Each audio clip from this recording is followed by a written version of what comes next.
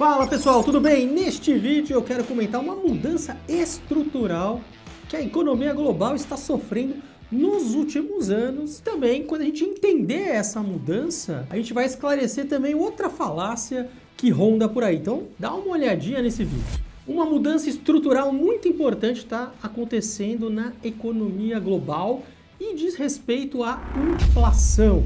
A gente viveu durante décadas o que a gente chama de globalização. Um mundo mais cooperativo, as cadeias de produção ali sendo colocadas nos países que ofereciam mão de obra mais barata. Ou seja, a gente conseguia produzir produtos e serviços em condições melhores e com preços cada vez menores. Só que a partir de 2008, na crise lá que começa no mercado imobiliário americano e depois se espalha para uma grande crise global financeira, o mundo começou a deixar essa configuração chamada de globalização e começou a entrar na chamada desglobalização, e que só agora, né, depois de muitos anos, depois de pandemia e agora com esse aumento de tensões geopolíticas, as pessoas começaram a entender que o mundo está sofrendo uma série de transformações. E é um mundo menos cooperativo, é um mundo mais protecionista, um mundo de tarifas, um mundo que agora ele reordena suas cadeias de produção, não por uma lógica econômica, mas por uma lógica geopolítica, do tipo reshoring, eu vou trazer a produção de novo para o meu solo, não importa se isso vai ser mais caro e etc., mas por uma questão ali até de segurança, né, nacional, é o argumento utilizado, ou nearshoring, ali os países que estão próximos a mim, friendshoring, os países que são meus amigos estão alinhados a mim numa disputa geopolítica, porque é isso que é a desglobalização, né? Você tem dois grupos de enfrentamento e tem várias características, assim como na globalização. Você tem uma série de regras e ingredientes que estão sempre presentes. Na desglobalização, e que está se intensificando cada vez mais, vocês estão vendo aí justamente todo esse cenário aí que eu escrevi, que são ingredientes principais de uma desglobalização. E aí vem a pergunta, não é?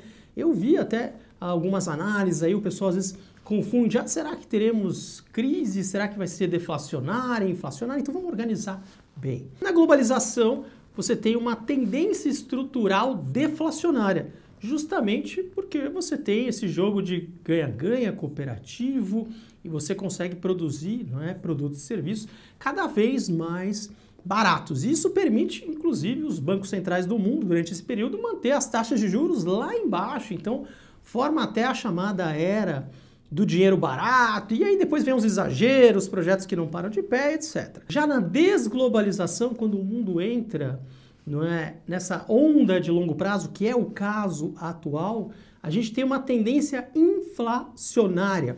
E justamente por causa disso, protecionismo, tarifas, os custos de ter essas mudanças nas cadeias de produção e esse alinhamento que às vezes ele vai mais para a lógica geopolítica do que uma lógica racional econômica. Então, a gente tem uma mudança estrutural extremamente importante no mundo para os próximos anos e para as próximas décadas, já que esse movimento é uma onda de longo prazo e que dura bastante, apesar de já ter começado ali em 2008 de uma forma mais fraca, foi se acelerando depois com o estranhamento de Estados Unidos e China na primeiro round, né, que a gente pode chamar da guerra tarifária. Depois veio pandemia, e depois tem uma série de conflitos ali, a Rússia invadindo a Ucrânia, conflitos no Oriente Médio, América Latina, enfim, todos os ingredientes presentes na desglobalização, só que agora de uma forma mais intensa e mais cristalina. Então a gente está agora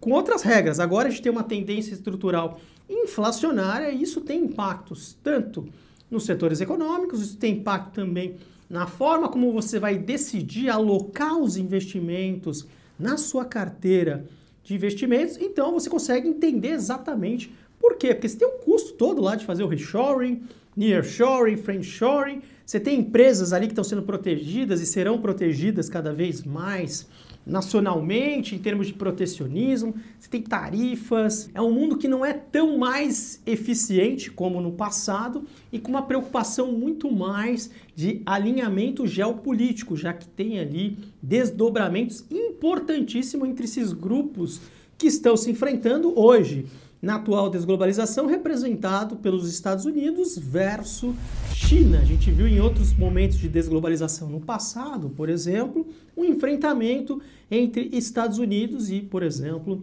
União Soviética. Então, quando a gente entende o que está acontecendo no mundo e essas transformações, e a gente já fica bem esperto e sabe exatamente o que fazer. E esse tema desglobalização, ele não é limitado a isso, pelo contrário, tem uma outra série de ingredientes que estão presentes, inclusive de grandes oportunidades que dá para a gente extrair e que é o que eu tenho falado, né, ali para o pessoal que está lá no bunker da Convex.